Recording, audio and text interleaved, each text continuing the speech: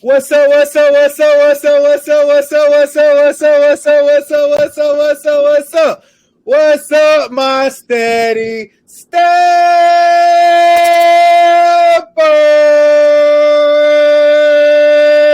Let's go. Let's grow. Let's go. Let's grow. Y'all already know. Welcome back. Welcome back. Welcome back to another lit situation on the number one mindset shifting podcast in all the land near and far, the Steady.Stepping.Podcast. We have another amazing guest that is blessing us with their presence, their time, and their sauce that they have created throughout this beautiful, beautiful universe. So thank you, Brother Samuel Brown, for giving us the opportunity to pick your brain and learn from you, brother. Listen, man, that energy right there is unmatched. I've been on a lot of podcasts, but that energy, that intro, crazy. It got me ready to jump out my seat. So listen, I appreciate you, bro. I appreciate you for having me. I'm blessed to be on this platform. And I'm blessed to join I'm blessed to turn into one of the steppers, man. Let's get it. Let's go. Let's go. You already, and really, brother, like I always like to say, everybody is qualified, but not everybody certified. Because the thing about the Steady Stepping Podcast, I can't certify you to be a steady stepper. Only you can certify you to be a steady stepper. Because you've been a steady stepper when you made the decision to keep growing and to keep going no matter what, brother. So 100%. Shout out to you, man, for keep going. And hey, that's how we connected. So before we get this episode started, no job too big or small. Just call RGC. We are your favorite property management and preservation company, here to help customers from A to Z with no headache in between. So y'all make sure y'all tap in with us on the Instagram, the IG right there for me at the bottom. Samuel, how they get in contact with you on IG, brother? What's your IG? Listen, my IG is Faith and Effort, FAITHANDEFFORT, across all platforms, TikTok and YouTube. I am the guru of youth development. So anything youth development, when it comes to transforming young people into becoming the best version of themselves, whether you are an educator, whether you're a program coordinator, I'm the person for you. If you need me to come in and impact your youth, I can do that. If you need me to come in and impact your staff, I can do that, so that we can really develop these young people. Like, that's what I do. So I do it on all levels, directly with the youth, indirectly with the youth. But at the end of the day, we're empowering, we're inspiring, we're impacting them into becoming their best version of themselves. So I'm the guru of youth development. Okay, let's get it. So y'all already know we got the youth development guru on the channel, man. And he opened up with the intro of his own, so I don't even have to do the intro. So what really got you into youth development, brother? Because I don't really know a lot of people in youth development for real.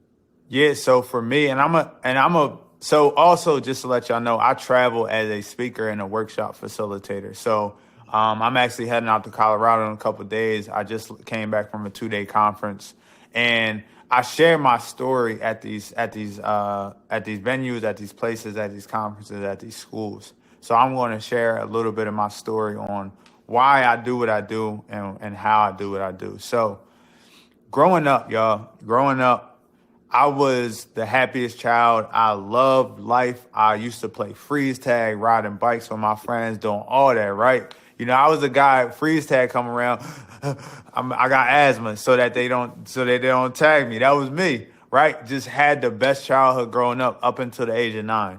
At the age of 9, I was home waiting for my dad to get off. I got a knock on the door. It was a relative, and they told me that my dad passed away at work. So half of my world was gone at that point. So I went from playing every day, being a regular child, to having to grow up fast, because now I needed to know what needed to be done. So from there, y'all, I went from a house knowing what I'm gonna eat every day, clothes on my back, everything, to homelessness. Me, my sister, my mom, we were going from homeless shelter to homeless shelter. We were going from just place to place, trying to just make it every day, trying to figure out what we're going to eat every day. I wore the same clothes for months, the same outfits for months. Me and my sister used to, at the time, we wore the same size shoes. So like we would swap shoes just to feel like we had a different outfit on. And it just goes to show family, right? Who is your real family? Blood doesn't make you family. Family is people that love and care about you. That's not going to see you, just out here struggling. So went from that, y'all. My grandparents found out about us on my mom's side. They came and got us, thinking life would be great, thinking life would be amazing. And then again, still not processing the loss of my dad. Like my mom's struggling with her own things. So we're living with our grandparents in this entirely new city, not knowing who's who in Coatesville, Pennsylvania, which is my hometown. The only town I've lived there the longest. I lived there for a total of like 24 years. I recently just moved, but even going through that, y'all, like I struggled in school because I was trying to fit in. Because in life, I never fit in because I never had an opportunity to find my people, find my tribe. So I turned into that typical class clown because everyone loved the class clown just to fit in. I was that guy. I disrupted the class. I made jokes. I made people laugh. I made substitutes like quit. That was our goal. Is like, how fast can we make a substitute quit? That was me. Like I was that guy. We had gorilla glued our substitute teacher chair. She sat down and we had thumbtacks in it. So she sat down on thumbtacks and like she couldn't get up. Like she couldn't, it was like one of them instant gorilla glue. She couldn't get up. I spent more time in the principal's office and in school suspension and in out school suspension than I did in the classroom. To the point my teachers didn't even know, if I actually was still a part of that classroom. They labeled me everything: problem child, dead or in jail, you'll never amount to none, anything. So I struggled. Y'all, got kicked out of my school district in 8th grade, and I had to go to a charter school. So from there, y'all, I went from homelessness, losing my dad, struggling in school, not really had people labeling me and not really asking, like, why does he act this way? My grades weren't bad. I had A's and B's. I did well in school. I just had a behavior problem or I was confused. It's not even a behavior problem. I was more so confused and I'm more so misguided in my confusion than I was anything else. So I went from all that, y'all. I found a program and a person in 9th grade, a program, Coatesville Youth Initiative, which I would tell everybody I ever talked to, it saved my life. I was on a trajectory of self-destruction. They saved my life in 9th grade. And a person, my first ever mentor, James Silk Wilkins. We called him Silk because he was just a silky smooth dude. Like he was just always fly, always smooth with it. And he looked like me, y'all. He was mid-20s, looked like me, been through some similar experiences. We were able to relate and connect.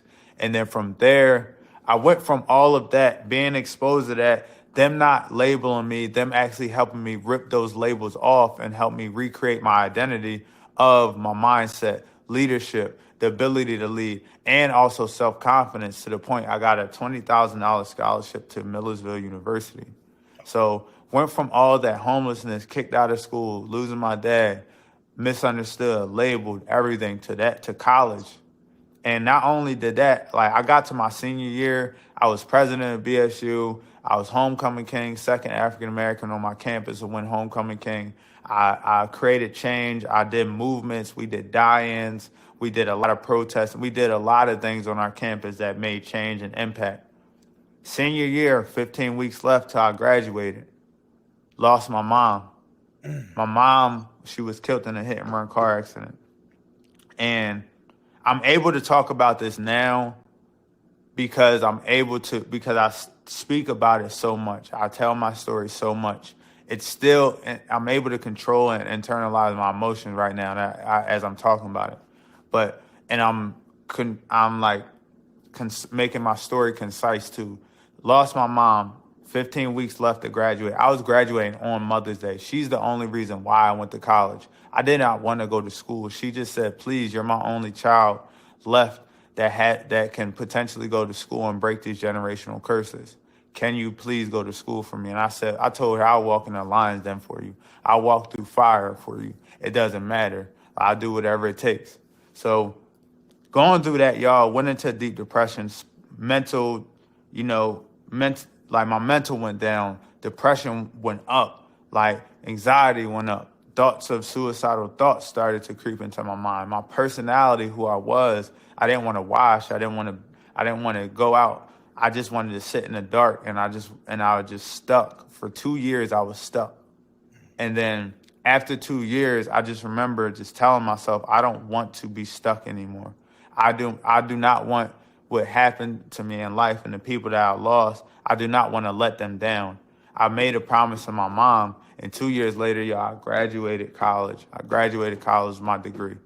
And from there, I not only graduated college, I started my own speaking and workshop facilitation and training business, Faith and Effort, in her honor. Because she always told me to believe in myself. She always told me put in that effort, put in that work, and get up and work every day. So from there, like, I inspire people and let people know. And why I do what I do, I jumped in a youth program because I told myself I will always be that person and I will always create a program. And that's why I created these programs that aren't just any old programs. They're focused on the things that young people really need: relationship development, skill development, opportunity to practice those skills, giving them a safe space to where I could be real with you. They don't look at me as an adult. They just look at me as another human being. I've been doing youth development since the age of 18. Oh, wow. I've been in youth development since the age of 18. Since I aged out of that same program that saved me, they also gave me my first job out of high school. They also poured into me for up until this point. The two people that were the executive director and also the like right hand to the executive director. One of them's like my mom. The other one, he's like my uncle. Like I still stick with them to this day. I'm able to call them. I talk to them on a weekly basis. I'm 28 years old now, y'all. 10 years, over 10 years, because they met me at 14. 14 years, they still are with me. They are the people. And I told myself I have to be that.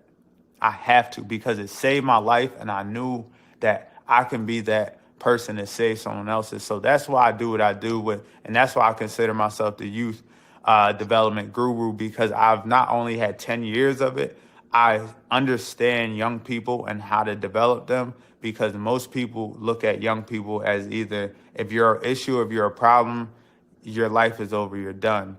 And a lot of these young people are going through a lot of things in life that they don't know how to express, just like how I didn't. So that's why I create what I create, and that's why I do what I do. Man, you definitely dropped some gems throughout your quick intro of just really telling the Steady Steppers a quick overview of who you are. And first of all, I definitely want to send my condolences to you, brother. Peace and blessings to your loved ones for sure. And let's go back to the beginning of your story when you said you got kicked out of school, and y'all was just bullying a substitute teacher. That's how y'all felt. Listen, I was a ringleader. It got to the point, y'all, I had my own assigned seat in the office. Like, they knew when I walked in, they knew, you can sit there. That's your seat. Like, that's what it was. I spent 3 weeks in school suspension one time. I felt like I was doing a bid. Because, in-school suspension is just the walls, like 3 or 4 desks. Yeah. And you just got the warden, you got the COs coming in and out. They clocking in and out. I felt like I was doing a bid in 7th grade. I'm looking through the little glass window. I'm seeing people free, eating lunch. Walking in and out the back of the office. I'm just like, bruh, like, it's real. They had me in a 8x10 cell. Like, I was like, this can't be life. But yeah, like, that was me.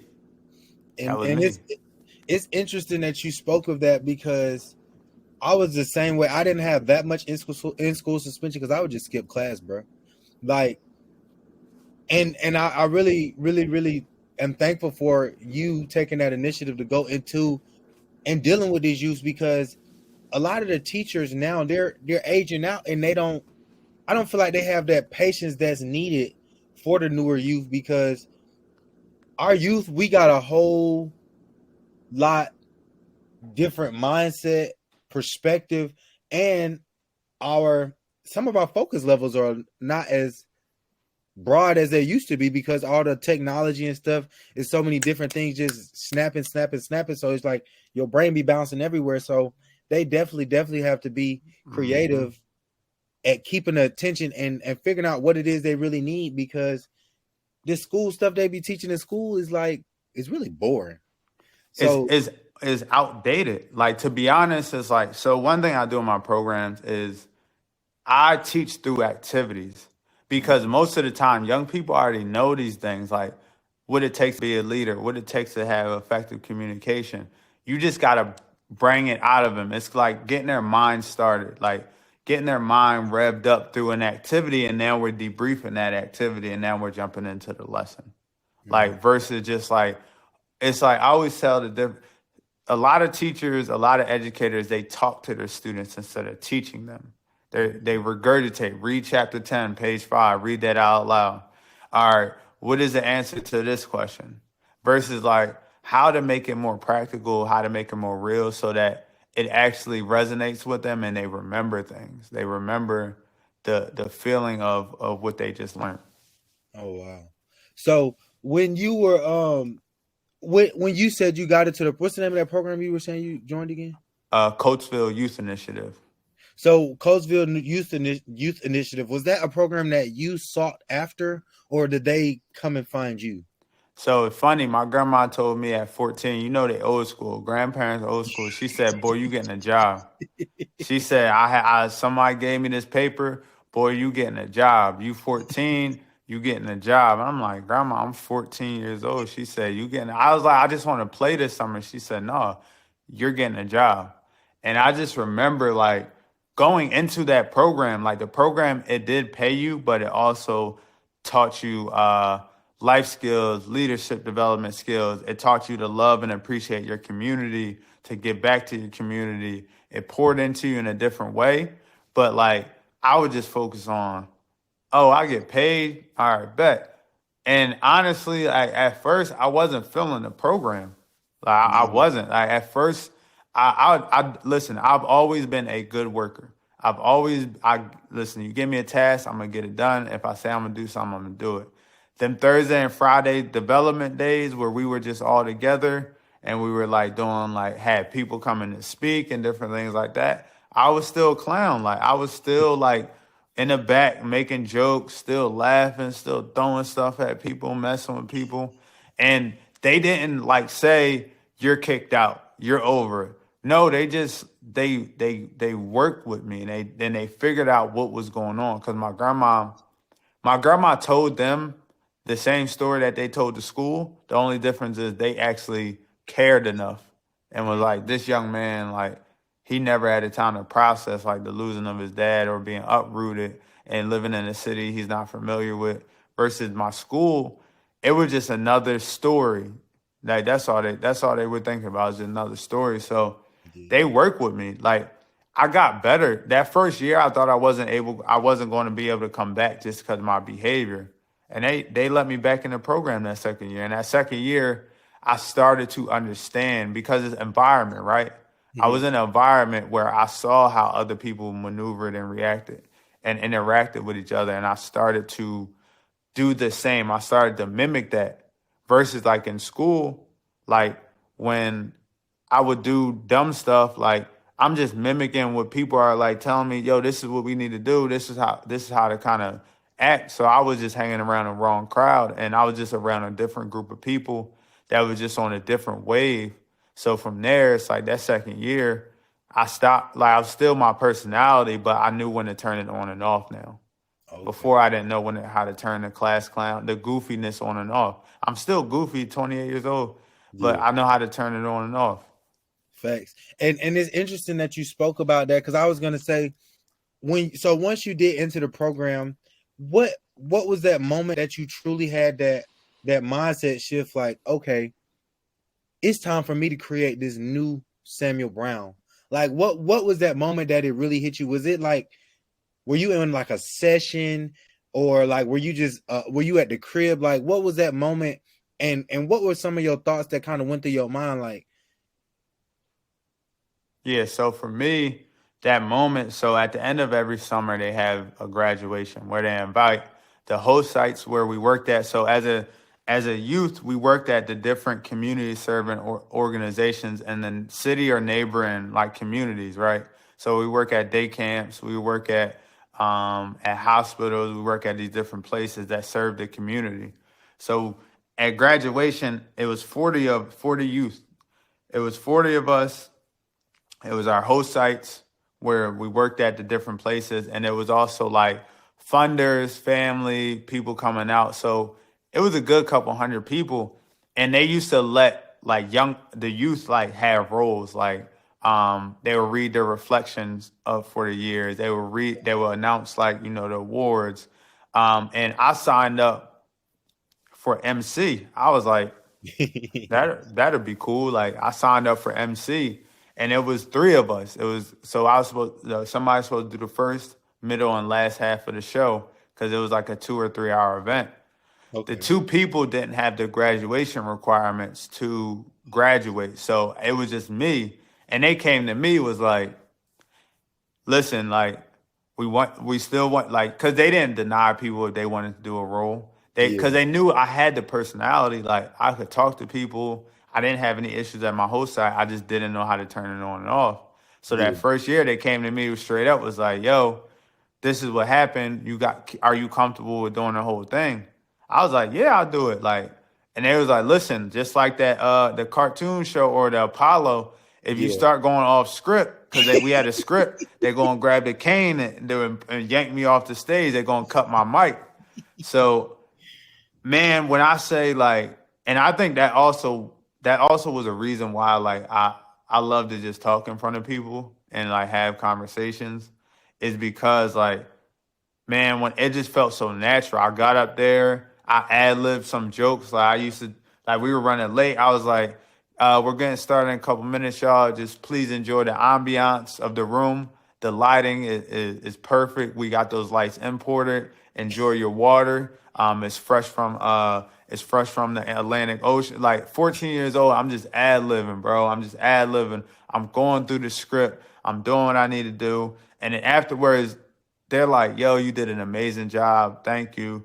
Like, and I also think that also helped me come back the second year because they saw that I had the ability to step up as a leader, not be afraid to shy away from, the tasks that needed to get done.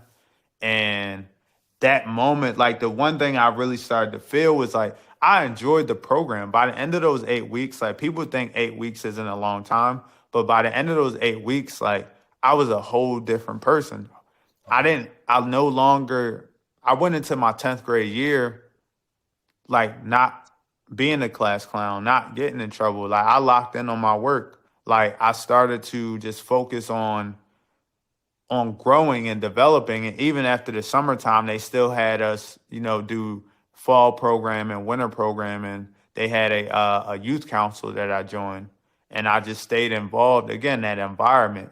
Now, the school that I went to was an alternative school with kids with behavior. So I was still during the day around that environment, but I knew how to kind of like protect myself from being influenced by the things I no longer wanted to be and who I wanted to become. So that's what really changed, man. That opportunity for them to entrust in me and for me to be able to just do what I do.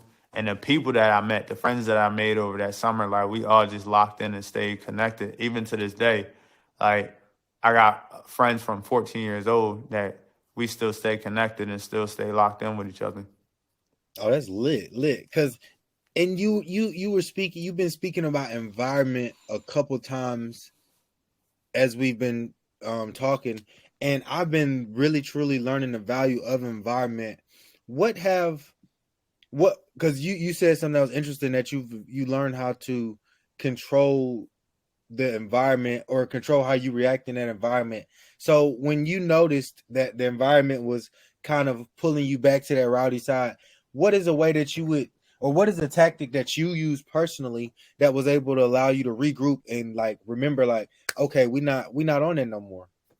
Right. I think for me, it just like it was. I lived a happier life. Like I was living a better life. Like in an environment where people started to believe in me and and that negative talk, right? That negative talk of like educators and teachers talking about, you're this, you're that, you're this, you're that. Like I didn't believe any of that anymore because somebody like I've been and still they planted that seed like this is who you are and this is who you're growing into. So for me, it's like the things I hated, honestly, I hated being in school, suspended in school. I hated being expelled and suspended because it's not like it was fun when I was home. If I get suspended, I'm cleaning up all day at the house. So I think like in general, when I talk to young people about just like, yo, like you shouldn't strive to be this because it's like, I always tell them like when you finish school, like you only can hold on to those middle school and high school memories, but so long. Like, damn, homie, in high school you was a man, homie. Like that's really what I tell them. I'm like, yo, I have people I went to school with that stayed on a path that I was on, and this is their life. Do you want to just be stuck in a city because you have to be, not because you want to? Do you want to be like have a record and now like you're in and out of jail consistently all your life? I'm telling them what jail's like because I got a great like my brother. He was in jail in and out most of our high school time and even into some of my college time. But like one thing I stay connected and why I stay connected with him because he always wanted better and he always like stuck to me to like want to do better. He's now completely free from the state. He doesn't have no probation, none of that. He's completely free now, and he has a family, and he has his own trucking company. And I tell them it's like there's not a lot of people that get lucky like that. Once you get trapped in that cycle, it's hard to get out. Even when I'm speaking to juvenile probation youth that I used to work with, I'm telling them the only difference between me and y'all is y'all got caught or ratted on. And I'll tell you, you're going to get caught and ratted on majority of your life. There's not too many criminals that make that live a scotch-free life. There's not too many people that commit, different acts or do different things. So I'm telling these young people the truth. I'm like, yo, do you want to be a bum? Do you want to have a life where you're barely making any money and you're stuck in poverty? Like, do you want that? Because you will have that. And I'm more so being real. And that's why some people don't like my approach because I'm real with them. I'm telling them like, listen, I can't stop you from smoking. I just can't. I'm not going to convince you to stop smoking weed. But what I can convince you is stop bringing it to school. Stop coming to school high. Just wait till you get home. Weekend, whatever you do. Like, and that's the realness because they appreciate that. And then eventually we might be able to get them to the point of like, is this beneficial for you? Like, let's first get them out of that cycle of just messing their future up by just making temporary decisions. Yeah, for sure. And that right there is so powerful because with them being at such a young age and you're taking the initiative to break habits while they're young, it's a lot easier to break a habit while you're young and still willing to learn versus you being older and then you don't want to relearn anything. Because man, habits. After we read that book, Outwitting the Devil, man, that hypnotic rhythm is. I even look back and analyze things throughout my past up to my present where I'm at now. A lot of my hypnotic rhythm comes from when I was at that age of 14, 15, 16, really even younger than that. Because we're not even realizing the effect that it's going to have on us. Facts, bro. Like that's facts. And I think like the one thing that I focus on when it comes to like working with young people is understanding that I the only thing I can do is plant a seed. I'm not gonna be able to change you overnight or change because even with me, just that first year they planted a seed. That second year they planted a seed. When I aged out the program, they gave me opportunity to work for them as associate coordinator. They planted a seed. They kept planting seeds, and then eventually I'm going to know, okay, it's time to water the seed or it's time to take advantage of the knowledge that I know. So I'm not looking to create massive change. I'm looking to plant a seed that might just make you think a little bit different, that might make you a little bit more aware of, oh, yeah, Sam said this. Oh, yeah, I remember I learned this in this workshop, right? And I always tell them it's like, that's all I want. Like when I teach educators, when I train them, I'm just like, y'all just need to focus on figuring out the most important seed you can plant. Like, figure out what that thing is. What can you say to them that's going to impact them in 2 years? Because right now, you just got to plant it, nurture it, water it. It's like a bamboo tree. First 4 years of their life when you plant that bamboo tree is you barely see any growth externally, like out on the outside. The roots and the base is growing, but you see a little sprout. 4 years of giving it sunlight, nurturing it, watering it, everything. That 5th year, within the first 6 months, it grows 60 feet, 60 to 80 feet. What? Yeah, that's when, like, look up the bamboo story. That is youth development. You gotta make the roots strong, because right now we have to unlearn all the things, and that's why I always focus on, you gotta focus on the school, the community, and the home. These are the 3 aspects that impact. If they're not on the same accord, if they're not on the same page, if you're not willing to get these different groups in the same room, no matter what you do in school, it's going to get unlearned at home. No matter what you do at home, when they leave home to go play and with their friends, it's going to get unlearned in their community. Whatever they learn in the community, whether it's positive, it's going, and you don't have the infrastructure in school, it's going to get unlearned. So, like, we have to start to plant seeds of growth, and have to start to come together, be on the same accord of, like, okay, what does this young person need? All right, they need structure. Okay, is there structure at home? That's why our teachers are burnt out. That's why our teachers are therapists, teachers, mediators, referees from fight. Like, that's why all these teachers are all these different things. That's why they're burnt out.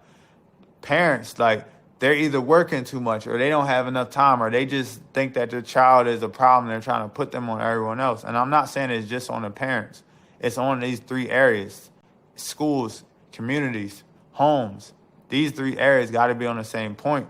So it's like, for me, if I'm able to touch on community members, educators, and then when I work with students and their parents come by, I'm talking to parents. I'm giving them advice. Like, hey, listen, just because I don't have children doesn't mean I don't know what your son just told me in there. He told me that he doesn't have a space to talk about what he's going through and what he's struggling. He told me that you don't believe in, a therapist, and I don't want you to scold him. I want you to listen, right? So, like, that's the biggest thing, man. Like, it's planting seeds and being able to water it as a village, making up those 3 entities: home, schools, community. Oh, that's powerful, brother, for real. Because I mean, that's where all our time is at, between those 3, and I definitely think that's truly, truly valuable, because they're able to communicate with you a whole lot better than they even are with their parents, because it's like the age gap is different. And I don't know why, but us as human beings, we're able to sometimes talk to a stranger more openly than we are with our family or parents or something like that. So that's definitely a good opportunity, and kudos to you as well, that you truly, truly figuring out the root problem, so then you can go back and then tell their parents or their caseworker or whoever may be dealing with them hand to hand on a day-to-day basis, so that can be addressed. Like, because that's truly powerful, because I know me myself, I didn't feel like it was a lot of people I can go openly talk to about stuff, so I would internalize it.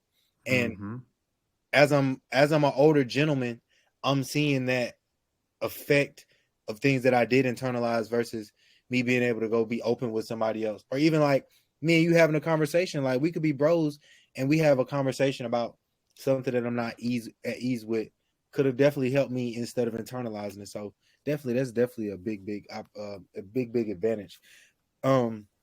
So what have you noticed about the youth nowadays, as far as them just being so creative?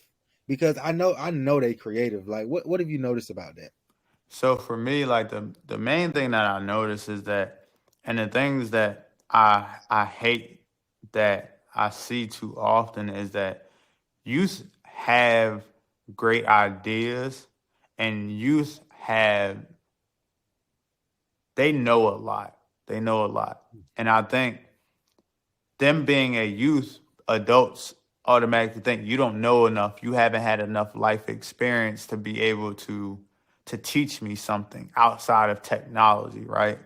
Young people, like the young people that I work with, so I work with 30 young people, 9th through 12th grade. I'm a program manager for our organization called Urban Alliance, and we partner with another organization in Baltimore called Heart Smiles. And this organization, when I say I've met a group of young people that impress me every day, like every day, and their ideas and the things that they want to see change, like young people, they have the energy, they have the drive to create change that a lot of older people lost. They're like, listen, like I'm older, I'm just, the world is what it is. Like, and even like young people, they're advocates for other young people. And that's what I see a lot. It's like they want to create change for their own experiences. Opportunities to earn, opportunities to earn like money for their time and not feel like they're just working a job that's just like paying them. They want a job that's gonna empower them, that's gonna teach them, right? A lot of people say young people are lazy, they don't want to work anymore. No, they don't want to be finessed. To be honest, in 2023, if you tell me $15 an hour is great for a young person, you should be grateful. No, it's not. Because once you take away the taxes, like a young person on average is working, like, and while they're in school and in extracurriculars, 20 hours, right? Yeah. On average. At $15 an hour, that's $300. You take the taxes out, you act like just a little over 200. Yeah. And then at that point, it's like, what is $200 going to do in 2023 for a young person? That's a pair of sneakers. Yeah, it's a pair of sneakers, and they're like, oh, like they don't want to work. No, they don't want to work. Like they want equity, right? They want the ability to use their ideas, their thoughts, the things that they're passionate about, and make money off of that. And that's the biggest thing I've seen is that I hate when people say youth are lazy. And back in my day, like we were grateful to have a job. No, like young people are starting to get more and more like aware. Like when we were younger, honestly, $7.50, $7.25, like $7, like that wasn't really nothing, yo. Like it wasn't. And there's some jobs that still pay that. So it's like they're just more aware because growing up, to be honest, we just like always thought like we need to stay in a child's place. These young people, they ain't staying in a child's place. They like, not. I got a brain too because they not. Because it's like what I've been realizing, we're energy, bro. Like we're energy, and a lot of people want to feel like we're just humans, but before we even this humanly vessel, flesh capsule, cloud, whatever you want to call it, is just a shell. But we all have spirits. We all are a source of energy. So if you're not able to rechannel that energy is going to go. That energy has to go somewhere else.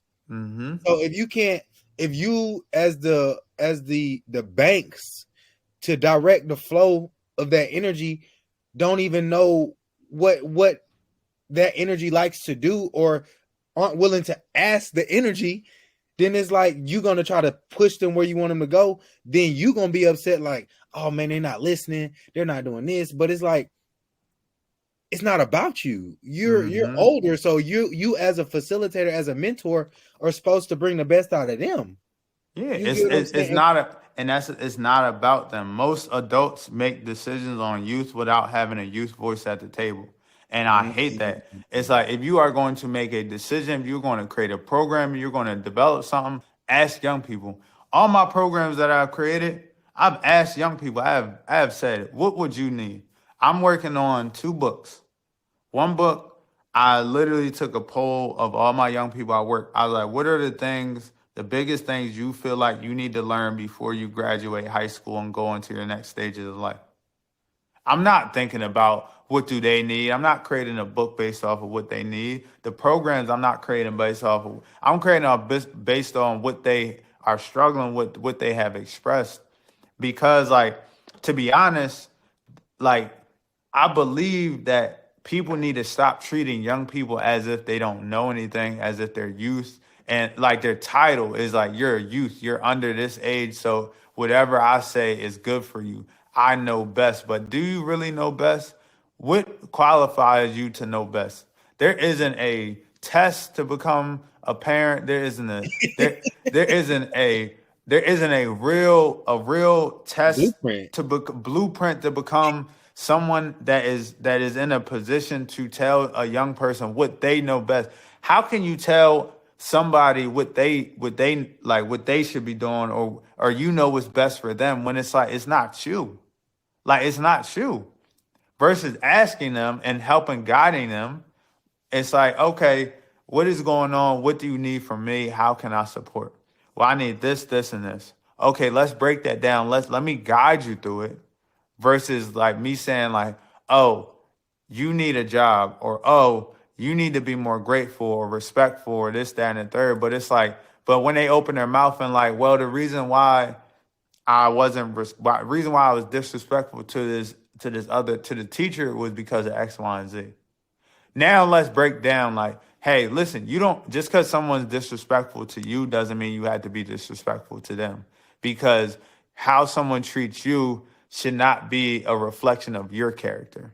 You should be able to still, I tell young people, like, y'all don't got to disrespect adults. You don't got to tell them to shut the F up and to get the F out of my face. You don't got to do none of that.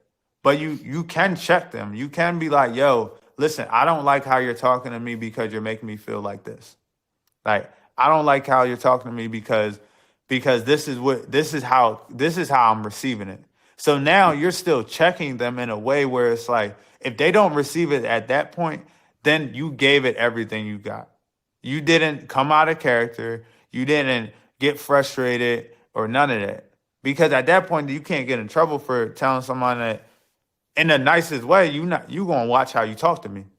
Facts. That's basically what I'm telling. I'm telling them how to say, you're gonna watch how you talk to me, because you're not talking to me like that in a way that they're gonna receive it. Like, I don't appreciate how you said this about me because this is how it made me feel.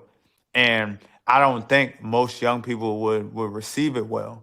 Yeah. And most adults, they have to learn how to be acceptive when young people give their opinions. I think most adults don't believe that young people deserve an opinion because they're not old enough.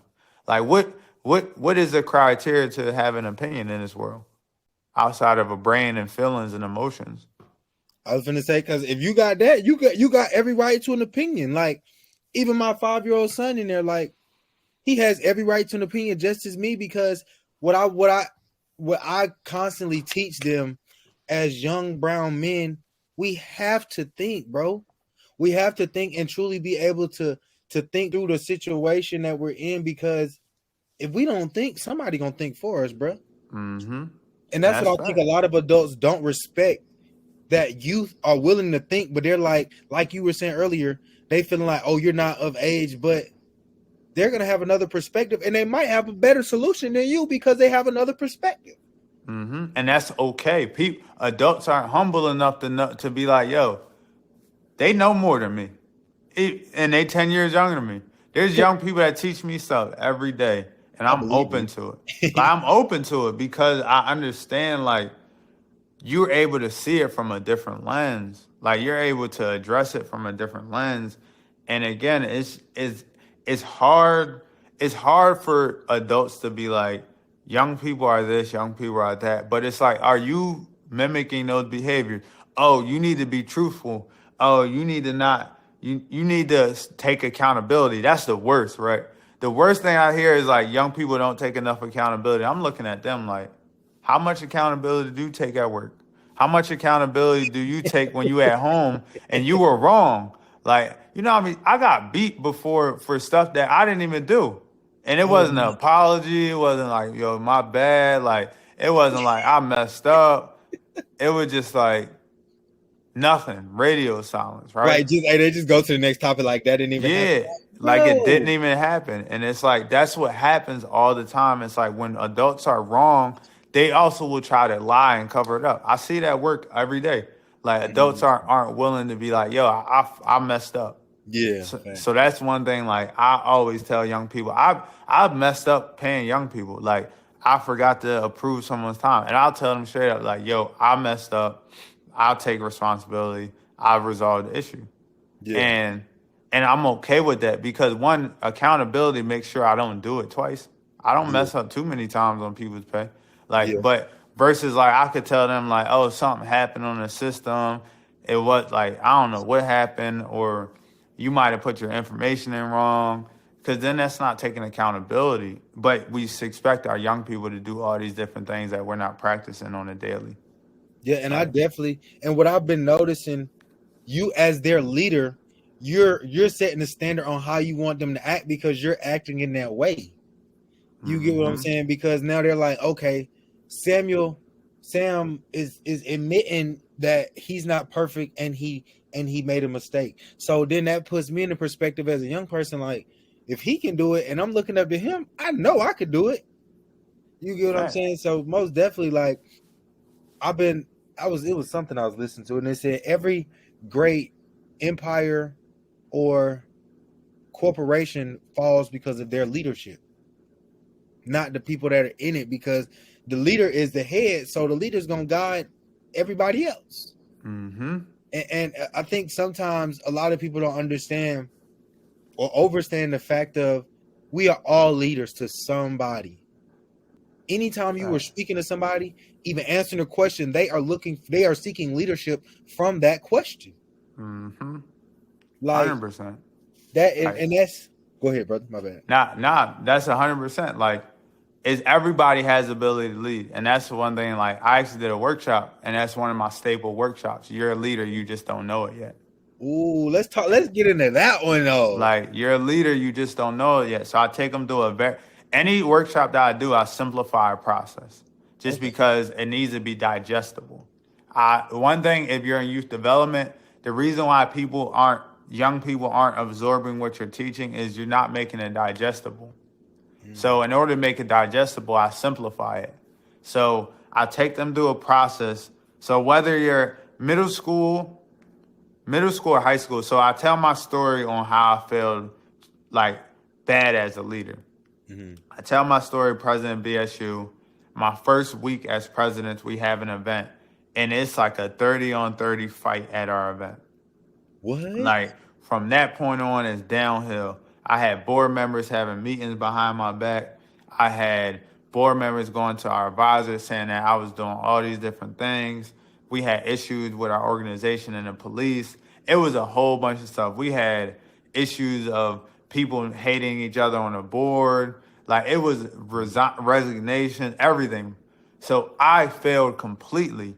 Our award show was complete disaster. Everything was utterly repulsive. Everything directed me in a direction that I wasn't a good leader. So I tell that story, and I tell them how I grew and developed from that. So then we're going into, what is leadership to you? So we take them through a series of, like, give me one word that when you think about leadership. They give me one word, we're discussing it. Give me one word, we're discussing it. Then we do an activity. So middle school, high school, we do this activity where I pretend to be a Martian that landed on planet Earth. And they had to teach me as a group. It's a competition. I break them up into 2 or 3 teams, and they have a timed competition to teach me how to make a bowl of cereal. Now, I will beep if they are over talking each other, if there's people that's not being involved, if they need to get them involved. And the other thing I do is I also beep if too many people are trying to give me directions at one time. So from there, I'm extracting everything that they learned from that. It's a competition, so I make it fun. They're going after each other. I'm trying to beat this other team. So it's young people like competition. Afterwards, we're debriefing. What was hard about it? What was easy about it? What do you feel like your team did really well? What do you feel like your team didn't do so well? So now we're diving into, communication. Letting people lead with their strengths. One person knew how to instruct you better than I did, so I took a step back and I let them. So now we're jumping into my three keys, my three biggest keys on leadership. You have to be able to empathize. You have to be able to empathize. You have to be able to effectively communicate, and part of effective communication is effective listening. And the last thing is you have to be able to lead by stepping back, meaning lead by creating other leaders around you, by putting in people in position based on their strengths and not their weaknesses. So now we go from the activity to the debrief to giving them, write these three things down. I always keep things in threes for people because you're going to remember at least one of them. You may not remember all three, you remember at least one. And then from there, we're going over the 5 leadership styles: authoritarian, delegative, transformational, transactional. Like, we're going over these different leadership styles, and then they're taking a 6-question mini assessment that I created that is very simple and very easy to digest. And afterwards, I ask them, add your scores up and give me your top 2 answers, either A, B, C, D, or E. They'll be like, I got A and I got B. This is who you are. This is how you lead. So I go one-on-one with each of them. I give them their leadership style, and I tell them what does that mean in the simplest form. Delegative, you're good at understanding what needs to get done and how to distribute the task, right? Transformational, you want to see people become their best self. You're trying to transform their lives by leading them in the direction that they need to lead in. Authoritarian, you work well under pressure. You know how to be an authoritative figure and get people to move. So I go through that. Like, that is the workshop in a nutshell. Take them through that. And that by the end, they understand what leadership is in the simplest form, because we talked about keywords. They understand how to lead because we went through the activity. They understand their leadership style because they took the assessment. And now they understand how to go out and act in that leadership style in the classroom, in the community, and at home. Ooh, that's some heat. And that's an exercise adults can do too. Yeah, I do it for every level, but every level is different. So middle school, high school, college, and then I actually did a training with an organization called AmeriCorps, their City Year sub-organization. And I did You're a Leader, You Just Don't Know It Yet. So we went through that same thing. We just did it a little differently because I make it relatable to them and their experiences, right? But I literally go through that. I like that. So once you've gotten through that that was a course. What was that? It was like a workshop. Okay, so once you get through the workshop, what's some of the feedback that you're getting from the youth after they've had the opportunity to truly see themselves in an environment of leadership? They're telling me things like, I failed as a leader, and by you telling your story, I know that I didn't fail as a leader. I was just leading in the wrong way. And I say this, you can't lead based off of what you see. You got to lead based off of who you are. Like, who are you? Like, what fits you the most? You can't just say, this is how they're leading, so I need to do that, because that's what I did in college. I looked at the past 2-3 presidents, was like, that's how they did it. I'm going to do it the same way. Mm-hmm. Versus, like, I'm a transformational leader. Oh, wow. I'm good at putting people in positions to grow by allowing them to lead within their strengths. Like, I put people in position to not struggle. I put them in a position, this is your strength, I want you to do this. If you're good at marketing, you're the marketer. If you're good at presenting, you're going to present, right? Okay. You're good at making phone calls and showing your personality on. So this is what I need you to do, right? So, like, between transformational and delegative, like, that's where I exist at, right? So students are like, I now know what I need to do at school and how I need to show up. And then other students, they're talking about things like, I understand leadership requires me to get everybody involved. I always kind of just we would do things as a team, and it would just be one or two of us, and everyone else would be sitting around not doing nothing, and we just didn't care. We were worried about just getting the project done or getting this done. So now, I want to bring people in and get their ideas and not isolate them, because I feel like I need to be in the limelight. I need to be the center of attention. No, you can lead from the back. You can lead from the back, because like at a certain point, you're not going to be a leader at the whole time. Even as a supervisor, even as the owner of a company, whatever it is, if you're surrounding yourself with followers, if you're surrounding yourself with hyenas and not lions, then what's going to happen when you're gone? They're going to eat each other alive. That's what hyenas do. But if you surround yourself with lions, they're going to come together and they're going to go out and hunt together. They're going to find food together. Like lions travels in packs. Hyenas travels in packs, but not for the same reason. Oh, that's a bar. Listen, that's a bar. It's facts. So I told him, like, y'all are lions. You got to surround yourself with lions, or you got to help people see themselves as lions. Everybody has the ability. Because, like, when you think about it, right? Mm-hmm. Hyenas and lions, they're in, and I could be wrong, could be completely wrong, but they're in, like, a similar lineage of animal. Mm-hmm. So, like, just think of like growing up. It's like, do you want to grow up and become a lion, or do you want to grow up and become a hyena? Like what direction are you going to go in? Or even if you see yourself as not a lion, you can still become one. It's never too late. It's never too early, and it's never too late to start something. It's never too early. It's never too late to change something. So like, I'm letting them know, like, you might have failed. You might have failed completely. You might have fell face down on your face. Get yourself up, dust yourself off, because I did it. There's no difference between me and you. We bleed the same. We breathe the same air. There's no difference. Like, so it's like I'm letting young people know, like, yo, like, this is how you're supposed to show up. And you show up this in every aspect. Like you said, you got nieces and nephews, you got little cousins that look up to you, you got friends that look up to you, and like, you're a leader. Leadership is as simple as holding the door open for someone, because you're now showing them how to be kind to a stranger. That's powerful. So it's like that's in its simplest form. I'm gonna hold this door open for you, because maybe a couple hours later, when you go to the next gas station, you go to the next store, you see somebody run into the door and you hold it open for them. Because now I created transformation in your life. You might not have did that before. No one ever holds the door open for me, so I'm not going to do it. But I hold the door open for everybody. Yeah. You could be across the street. Listen, it doesn't cost me nothing. It costs me a couple seconds of my life. That's powerful.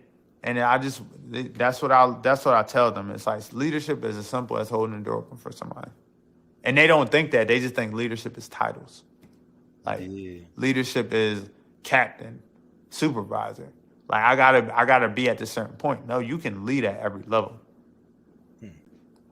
Yeah, I like how you broke that down, because I didn't even know that. I was always raised to hold the door for women, but I didn't know that was a form of leadership, honestly, before you just said that. So I definitely think that's super dope.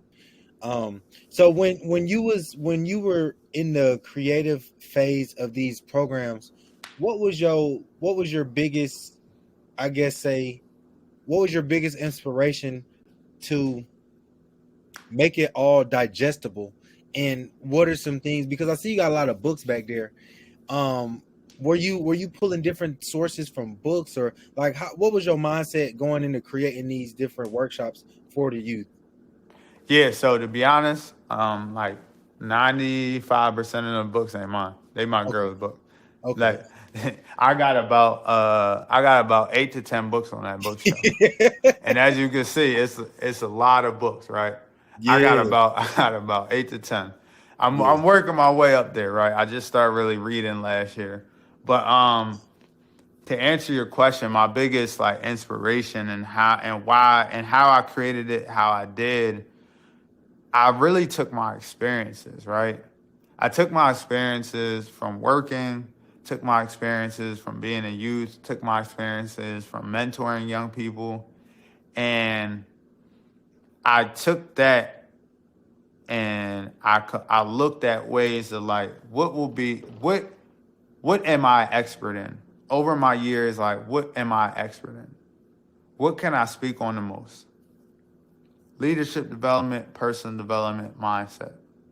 These are the 3 areas because these 3 areas created the Sam that you see today. Leadership development, mindset development, personal development.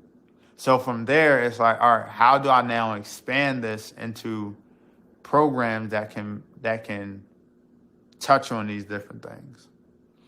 And I've always been a visionary, right? I've always been like, I can have a small idea and I can grow it. So you're a leader, you just don't know it yet. Title was created from an experience of, can you hear me? Yeah, my computer just did a weird little pop. I don't know what that was. It's all good. You're a leader, you just don't know it yet came from my experience of like when I failed and I was like, I'm not a leader. But then I started to, I grew from that and I've started to become a leader that I am today. And I'm like, I'm not a leader. I'm a leader. I just don't know it yet. So now I'm telling all these young people, it's like, because a lot of people don't view themselves as leaders in this world. Yeah. They don't view that they have the ability because leadership is portrayed and displayed to the world as CEOs, as supervisors, as this, as that. So it's displayed as titles. So creativity comes from that. Grow through what you go through. Personal development. That's a bar. Grow through what you go through. And full disclaimer, it was a theme from a conference that I attended in like 2018. Full disclaimer. I'm never a person that'd be like, you're a leader, you just don't know it yet. It was me. Grow through what you go through. I definitely got that from a theme from a conference I attended. But I expanded that. What does that mean? It means no matter what you go through in life, great, good, bad, failure, success, find growth in it. And I just think about my life. What happened in my life that I grew from? Good, bad, success, failure. What happened? So now I'm teaching people that, in its essence, grow through what you go through. What does that mean? We're supposed to always reflect. We're supposed to always try to make our best better. My grandfather always told me, make your best better. So now I'm breaking that down. What does that mean? How do you actually live that? How do you actually do that? So when it comes, and I'm making it simple to where we're learning from activities, because most people that I teach, middle school, high school, college, adults, they already know everything that I'm going to teach on, but I need to get your mind started. I was doing a coaching call and I was saying our minds are like an engine, right? We got to get our minds started and warm before the engine really start operating at its maximum capability, before you really start to be able to push it, especially in the wintertime. You got to let your car warm up a little bit. So we warming up with an activity, and everything that y'all saying in activity, I'm positioning my questions so that you answer in a certain way, so that when we go ahead and digest this lesson, you're able to now receive it differently. We already talked about it. Like, grow through what you go through. What does that mean? Overcoming adversity. Boom, we're talking about that in our lesson. What does grow through what you go through? Oh, it means that you have to find lessons in your failures. Boom, we're talking about that. Now, not just lessons, but in your successes as well. Because most people, when they win, they don't think about it. It's when you lose, you like, yo, what we did wrong. When we win, it's like, yeah, we won. And not really reflecting. So now we're going into all that. And now I'm making it relatable to them. That's the biggest thing. I look to make it relatable to the population that I'm serving. I'm looking to talk about the things that y'all going through. We talking about your community, your environment, at home, different things like that. I'm now connecting with you. I grew up in the same communities that y'all grew up in. Now we're talking about how does this relate to effective communication? Yo, when you in the hallway, somebody bump you, like, you know, y'all going at it, this, that, and the third. Like, this is how Yeah, instead of doing that, like this is some things, and it worked. I had a young person come back to me and was like, "Yo, somebody was talking to me crazy. I remember what you said. I walked away. He followed me and he snuck me, so I beat him up. I ain't mad at that. Yeah, I because ain't mad at it. you left the situation, they still coming, so you being aggressive. So now we finna handle it. Period. Yeah, now I told them because he was like, my bad, I ended up getting suspended. I couldn't come to the session. I'm like, yo, first of all, I don't think you should have got suspended, so I don't know how I need to talk to. But second of all, I ain't mad at you. I ain't mad at you. Like, and having those real relatable conversations, I'm proud of you. He was like, what? I was like, what you mean? I'm like, I'm proud because you walked away. Right. Anybody, if you sneak me, you better hope I go down. I'm telling you, it's up. Cause I left the city. I my left sleeves up. But I'm telling you, like I'm telling you. what they call it. I'm D. It's a word for it. It's a basically deactivating the situation, and you coming at me still. Yeah, you want all the smoke. Like, at that point, it's free smoke, free smoke, free smoke, free smoke. Cause I tried to walk away because I knew I was gonna beat you up. Exactly. And the thing is, he knew. He said, I knew I was going to beat him up. I just didn't want to. I didn't want to fight. I didn't want to do it. Yeah. Man. So it's like, so these are the things that I'm thinking about because it's based off of my experiences. How do I put myself in it? So when I'm teaching them something, I'm talking about my life because they see me as successful, especially when I'm talking to Black and brown children, right? They see me as successful. And then I tell them that story, they like, nah, that's crazy. You lying. I'm like, nah, bro. My record was as tall as me. Oh wow. I've been through it. Like I didn't grow up easy. This is what happened, but I'm here. And y'all could be here too. So now I'm making it relatable. I'm simplifying things into 3 pieces, into acronyms, into philosophies. I'm using activities to teach. Before we jump into any lesson, we having fun. And then from there, it's easier to teach y'all because now I got y'all talking. It's easy to have a conversation based off an experience versus based off of something that they don't know that they experience. Like you experienced it in real time and now we're talking about it. Now we're connecting it to the lesson. That's facts. That's facts. And that's a really, really good exercise that I definitely feel like should be implemented throughout a lot of different places. So how would a school or somebody reach out to get you to? Okay, so first of all, is that program only taught by you, or do you teach it to other facilitators and then allow them to teach it in their schools, or how does that?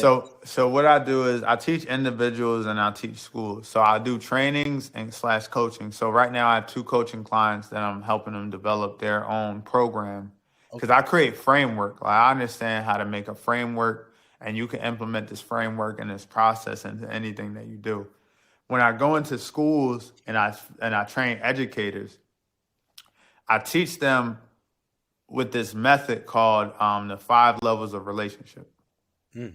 So it's teaching to lead with relationship building, because when you lead and you build relationships with young people, it's easier to get them to do whatever you want them to do. If they love you, if they respect you, they will do things even if they don't want to.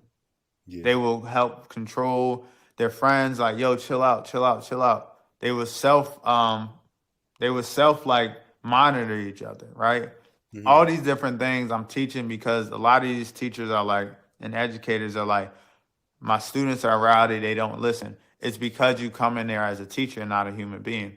I teach teachers how to be a human being to their students. How to be seen as a human being and not a teacher. Like, and I do that because it's important, because it creates culture. Like just how in jobs they talk about culture this and culture that, but not too many people actually really develop and practice culture. When you create a culture where the expectations are this is this is your position, this is how you serve, this is how you show up in this classroom, it's different. So I'm teaching culture by teaching them to be more personal and less professional. I'm not saying come in there and talk about your wild weekend or none of that. I'm saying let these students know a little bit about you. Like let them know you've been through some Let them Yeah. know you struggle too, because they're looking at you. A child's looking at you. A middle school is looking at you like you're a teacher. Like you don't never know what I've been through, white, black, or whatever. You Yeah. have to start to build those relationships with your entire classroom. Entire keyword entire classroom, because that whole no child left behind BS that they was pushing, they, they wasn't really, that wasn't Meaning a focus. They didn't mean it.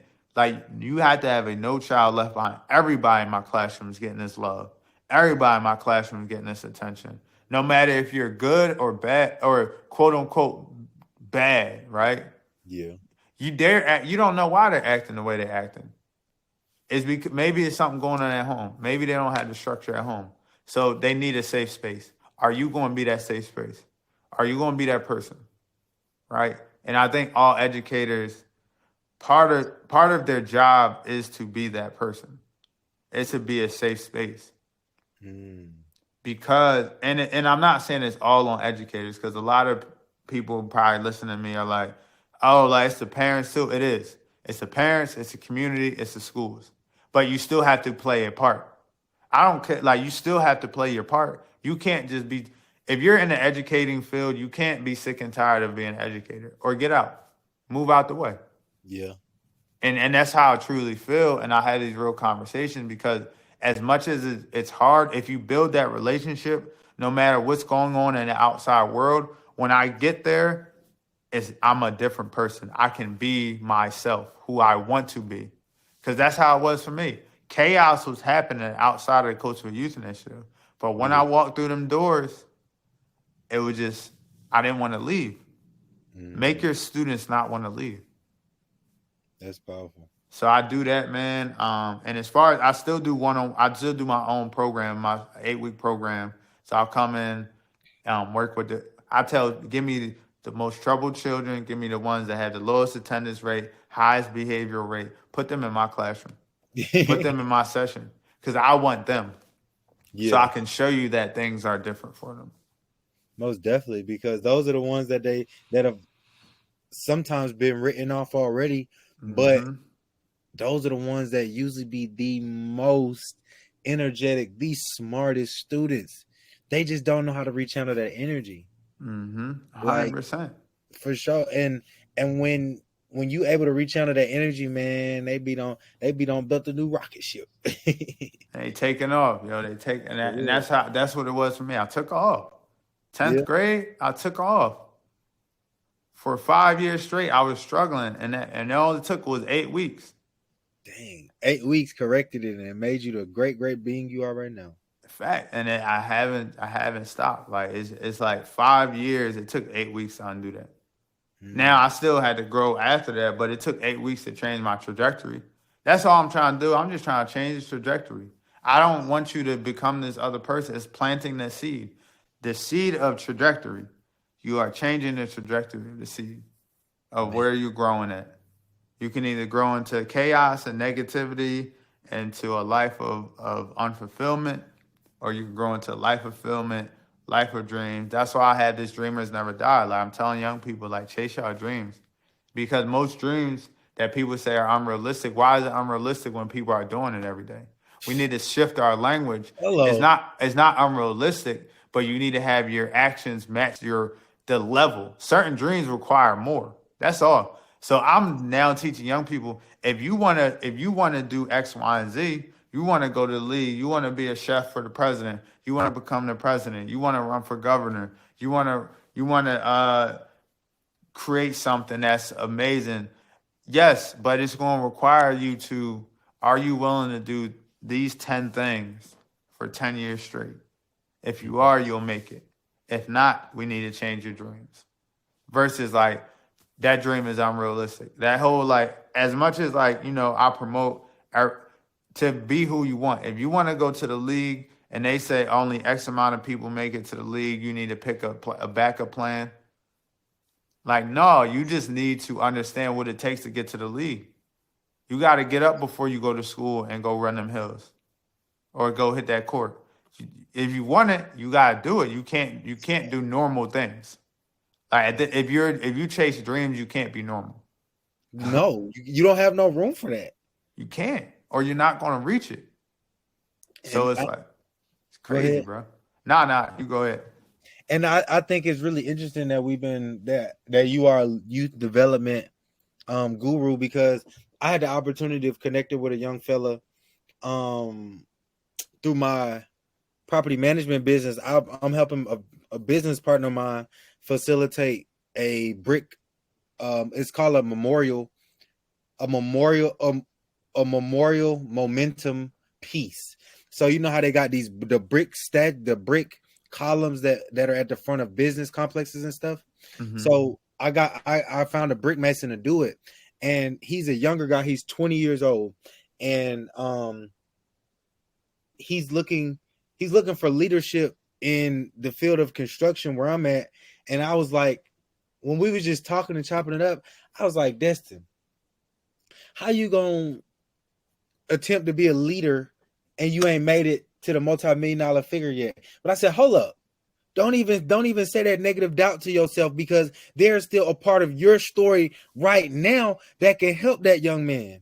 Mm-hmm. There's still things that I've already overcome that he is looking to overcome, that I can help him where he's at right now. Mm-hmm. And he's going to school to get his general contracting license. And he was like, yeah, I want to be my own boss. And I'm like, brother, we can put you in position together, because there's things that you don't know that I know. There's things that I don't know that you know.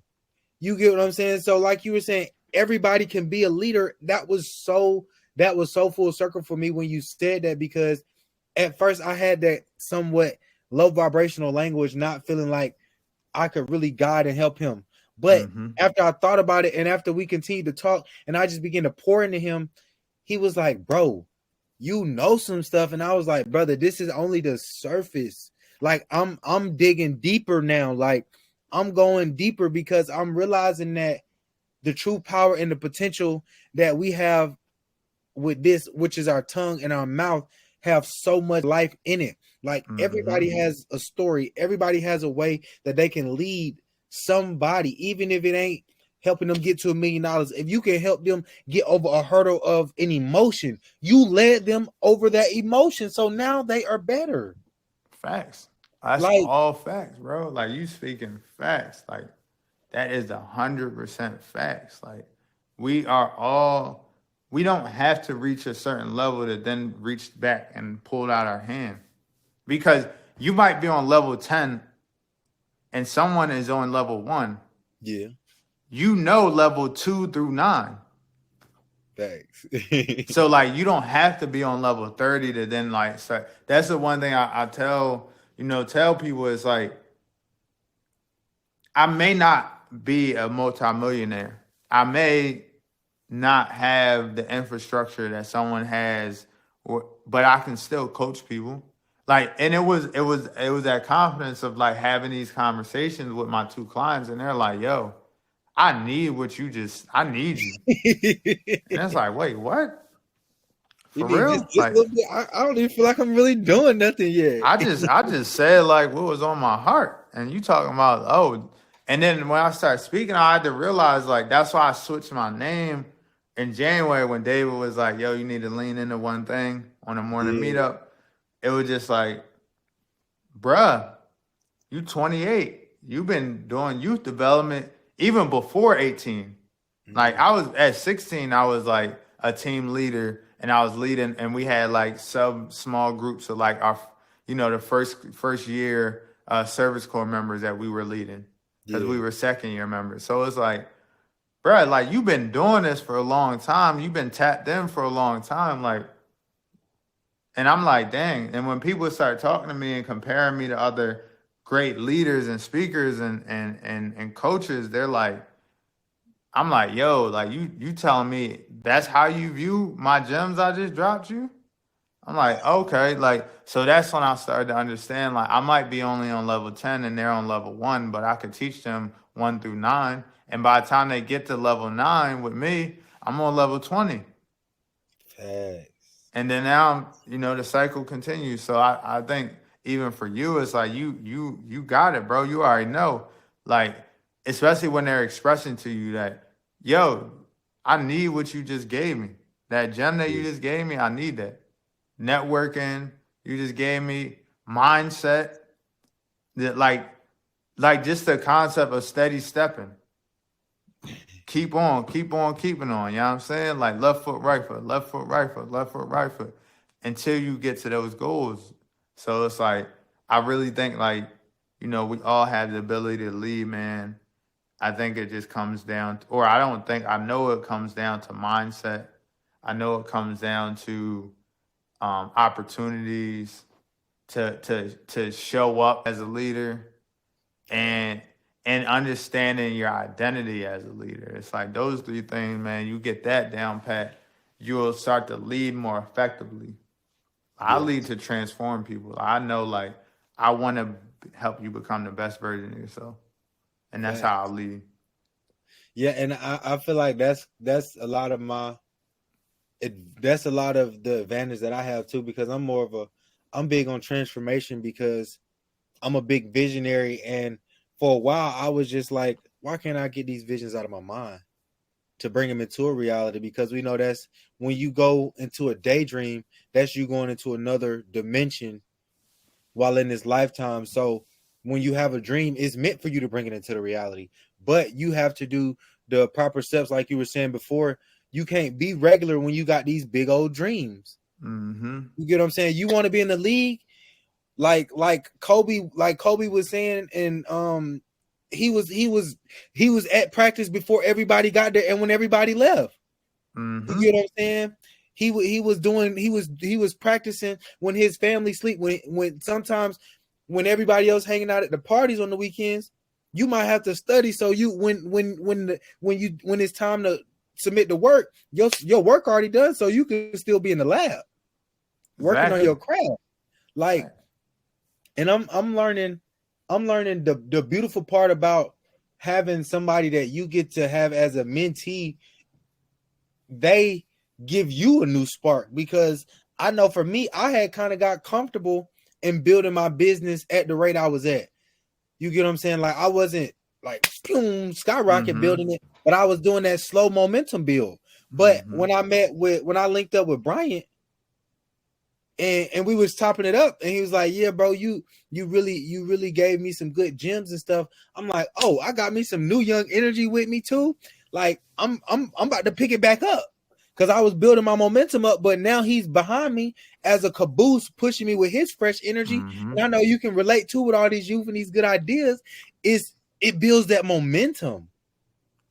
Like, we are so much stronger together than we are apart.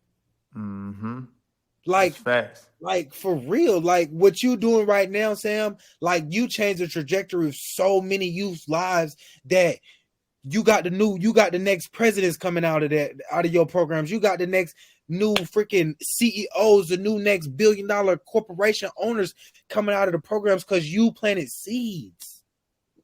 Like, if you didn't plant those seeds, they might have had some unbearable fruit on their tree. But because you didn't quit on you, you know what it's like to not let nobody else quit on themselves. Because, man, shout out to you, brother. For real, shout out to you as a brown brother, because a lot of times we get written off at a young age, bro. We get written off at a young age in that pipeline. Like, we was both in the pipeline, but we busted out of it. We busted our way out of the pipeline, and now we going back to get some of our bros and sisters. 100%, bro. Like, for real, like, and that's what it come down to. It come down to, it's this word called Sankofa. Go back and fetch. Go back and retrieve. Go back and get. And it's like, I told myself, I'm going to save as many people that look like me as possible. Yes, I'm going to save as many young people that doubted themselves, that were in the position I was in, as possible. And that's what it's really going to come down to, bro. Like, that's my purpose in life. And that's why I continue to win. Like, that's why I'm at where I'm at, yo. That's why I'm making the money that I'm making. That's why I'm able to charge what I charge, because what I provide is real and authentic. And I've done stuff where I'll do my story, that story that I shared. I'll give my full 45-minute keynote, and a young person I've never met will pour their life out to me. I'm going back to Colorado. Hopefully I can connect with some of the students I went to see in September when I was out there, and just make it. Hell, how are y'all? Y'all good? Yeah. Like, and for them to like come up to me, bro. Like when I say like they coming up to me, taking pictures, asking me to sign stuff like after events, like, and it is like it's surreal and it's humbling, not because like people are like, oh, like you must feel like a celebrity. Like, nah, I feel like they want this signature because I did something to change their life. Facts. Because that's the only time I want somebody to sing something, sign something. It's like, yo, sign this, yo, because like just seeing you, I may not ever see you again. So I just want to have something. And I always sign and leave a quote that I know will connect with them. I recently gave a young person, gave her a signature, and I said, and I knew she was struggling with something. I said, sometimes you need to have a breakdown to have a breakthrough. Oh, that was powerful. Cause like I had my breakdown, bro. I have breakdowns all the time, and then I immediately have a breakthrough. I always tell them like, I show of hands who loves rainbows. Like who think rainbows are beautiful? They'll raise a hand. Like they're colorful, they're beautiful. You know, without a storm, there's no such thing as a rainbow. So you got to, in order to see beauty in life, sometimes you got to see the ugly part of it.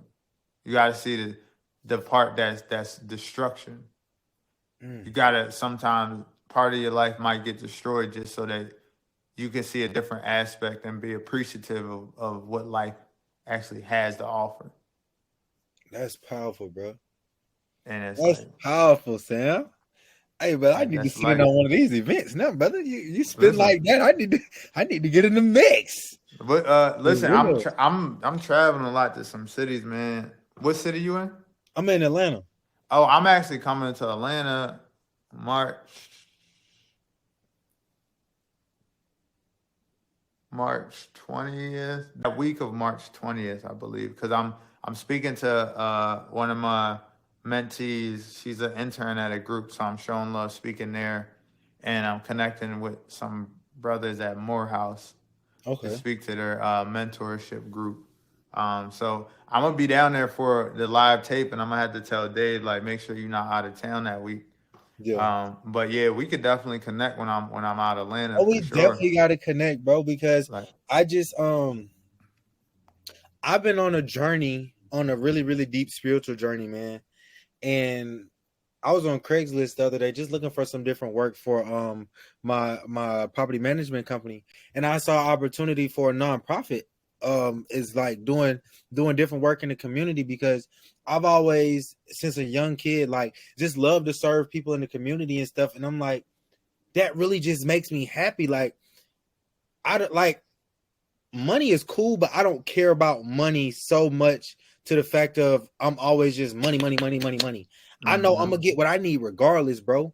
You get what I'm saying? I'm more of a let me serve, and then I know the money's gonna come regardless, because I know the level of service that I provide. I may not always get the monetary compensation every time, but I'm gonna get more than what I need, because I know the abundance that was already blessed in me, through me, and a part of me.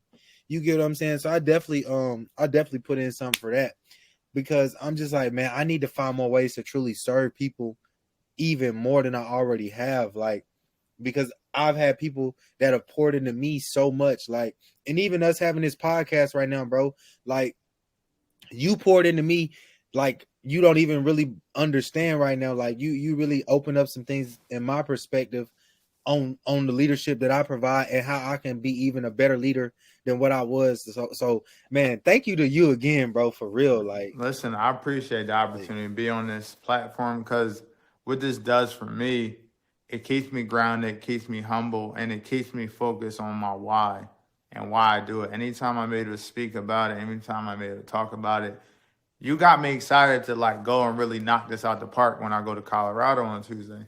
for sure. And I'm literally speaking to students. Some of them barely know a little bit of English. Like, I'm speaking to a small town. I'm able to relate to them because I'm from a small town. We Yeah, always have good vibes, good energy, man. And I'm ready to I'm excited. I'm looking forward for this trip even more now that we had this conversation because it just reminded me why I do what I do, man. I'm actually doing that workshop. You're a leader, you just don't know it yet there too.